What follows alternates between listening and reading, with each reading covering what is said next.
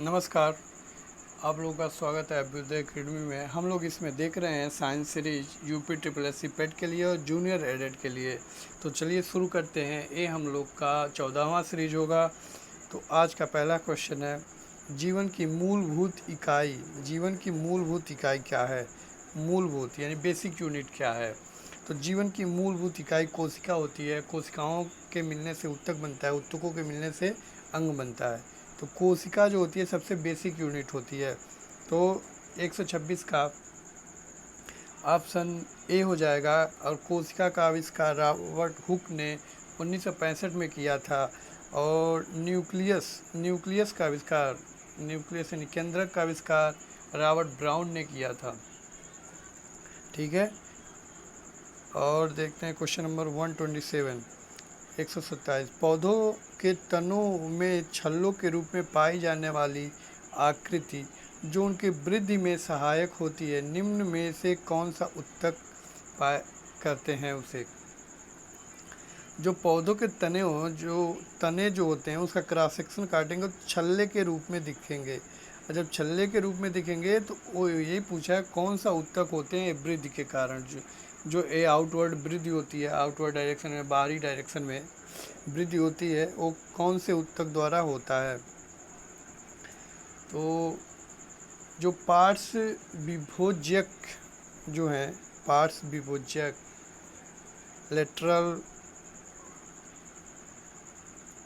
Lateral मेरिस्टेटिक्स ऊतक हैं, lateral meristematic ऊतक हैं।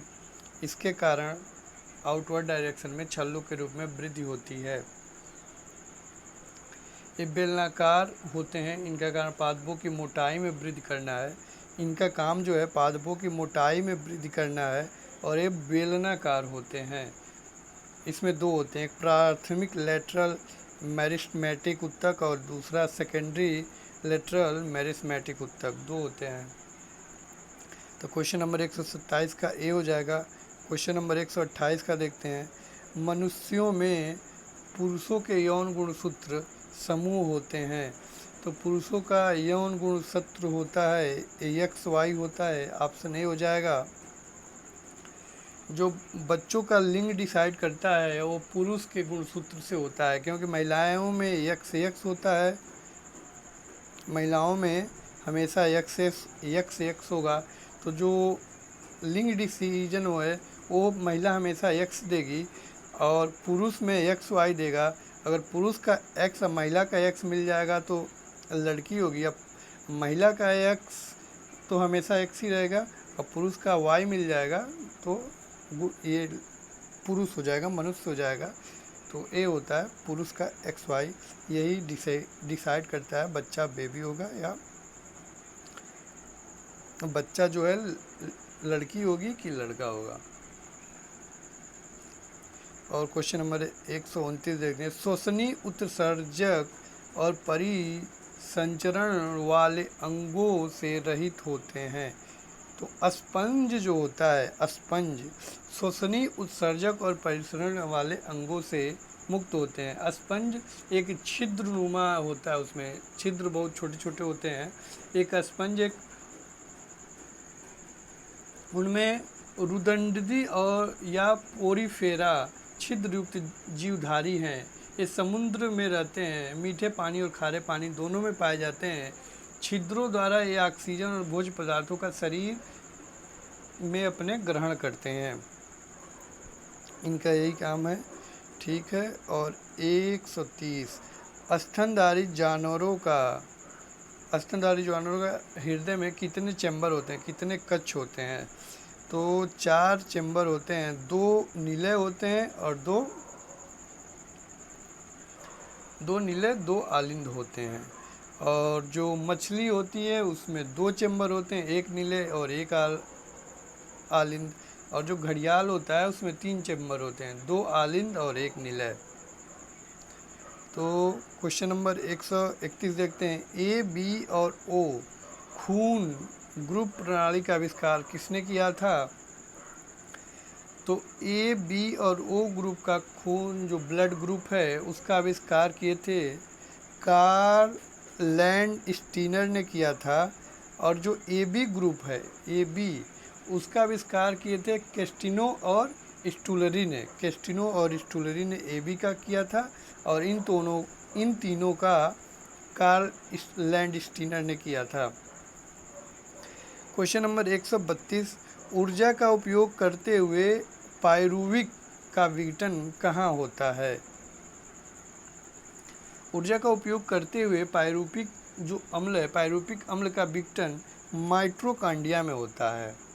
माइटोकॉन्ड्रिया की प्रक्रिया क्रेब्स साइकिल में होती है। माइटोकॉन्ड्रिया में जो ऊर्जा संचित होता है एटीपी के फॉर्म में होता है, और माइटोकॉन्ड्रिया को पावर हाउस ऑफ सेल कहते हैं।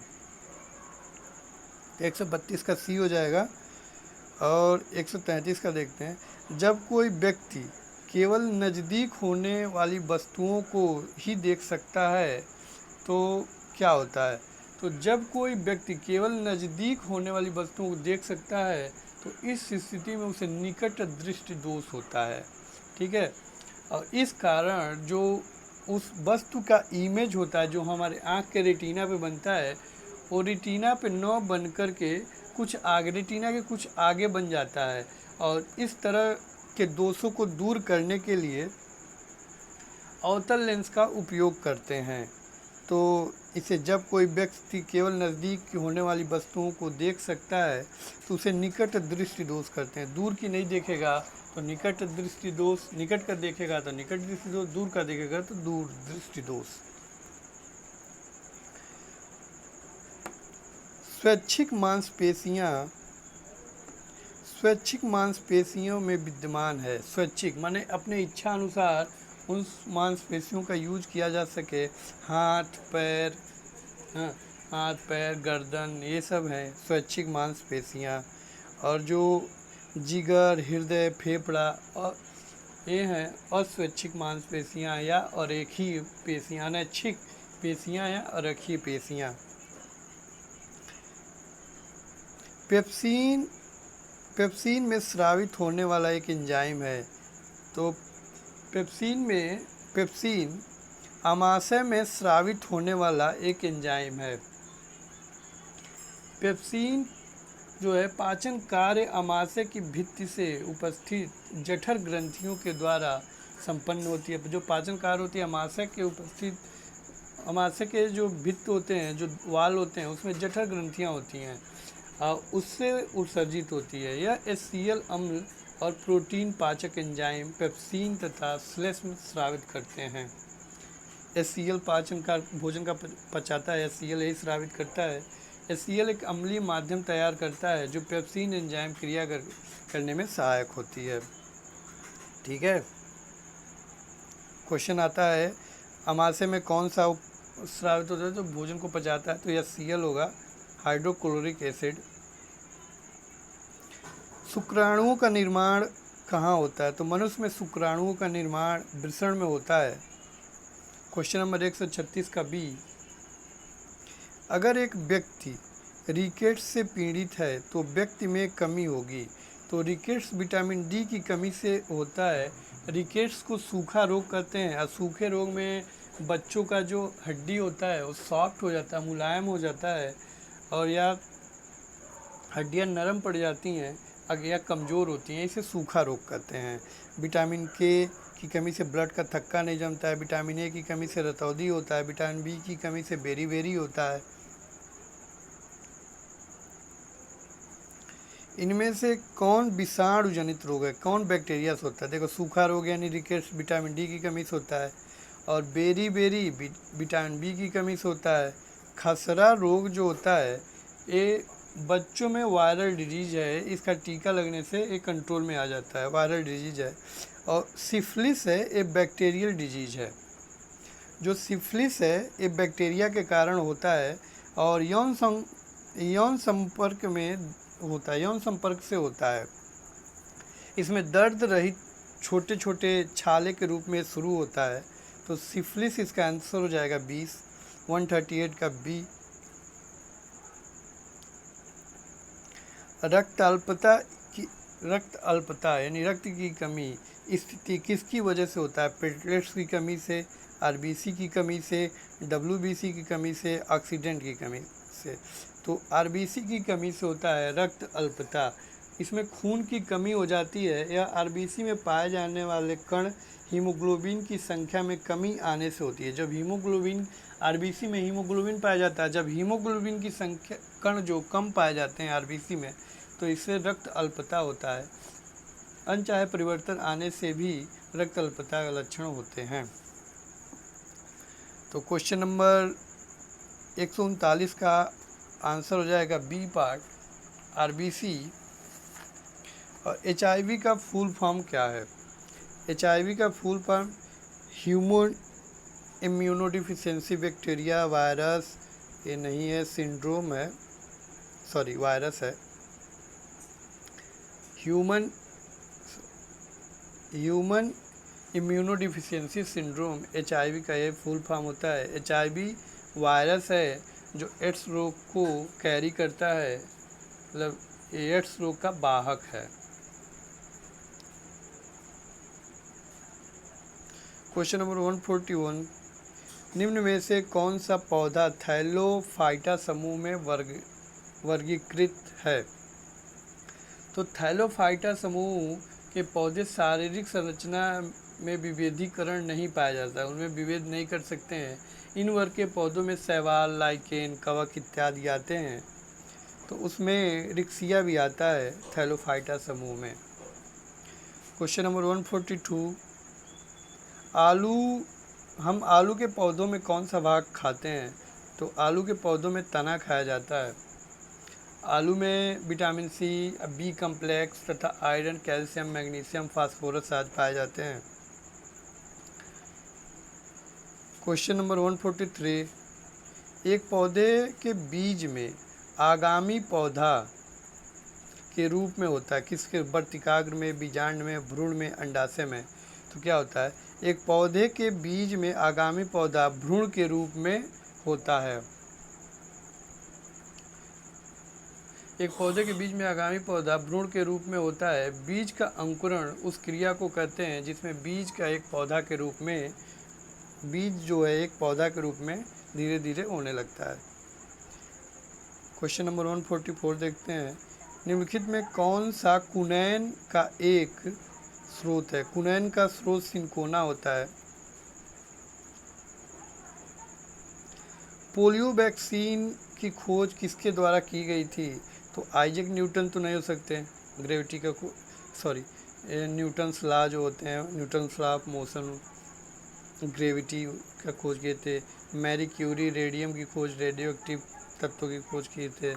अल्बर्ट आइंस्टीन किए नहीं थे, अल्बर्ट आइंस्टीन =mc² और रिलेटिव वेलोसिटी किए थे। जोनास साल्क जो हैं यही पोलियो वैक्सीन की खोज किए थे। पोलियो एक वायरस विषाणु जनित रोग है। पोलियो वैक्सीन की खोज जोनास साल्क द्वारा की गई थी। भारत में पोलियो वैक्सीन 1995 से लगना शुरू हुआ था। दुनिया का पहला मानव हृदय प्रत्यारोपण किसने किया था? दुनिया का पहला मानव हृदय प्रत्यारोपण क्रिस्टियान बार्नार्ड ने किया था। ऑप्शन बी सही हो जाएगा। ये साउथ अफ्रीका में पहला मानव प्रत्यारोपण हुआ था और 3 दिसंबर 1967 को हुआ था। पेड़ की आयु निर्धारण कैसे किया जाता है? तो इसमें पेड़ की आयु का निर्धारण वार्षिक वलय की संख्या जो होती है, जो पेड़ काटेंगे तो उसका जो क्रॉस सेक्शन होता है उसमें ऐसे वलय पाए जाते हैं अलग अलग कलर के, मतलब हल्के हल्के गाढ़े होते जाते हैं और बीच में कुछ ज़्यादा गाढ़ा हो जाता है।